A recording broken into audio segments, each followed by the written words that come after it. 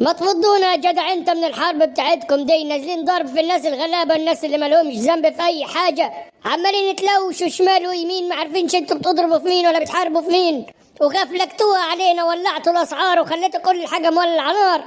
حرام عليكم يا جماعه، في ايه؟ هتخلصوا امتى انتوا الغفله اللي انتوا فيها دي؟ خربتوا بيوتنا، حرام عليكم. من انت؟ وكيف تتحدث معي بهذه الطريقه؟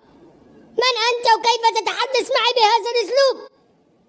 هنقول لك إيه، بلا من أنت بلا مش من أنت، خذوا بعضكم وامشوا من هنا يا جماعة، في إيه؟ حرام عليكم، خربتوا بيوتنا، الله يخرب بيوتكم.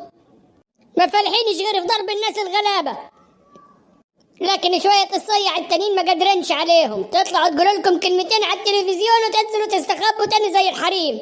اطلع يا انت وهو اضرب فيهم، يا سايبينهم وجايين تضربوا فينا احنا، جايين تبوظوا لنا الاسعار وتولعوا نار.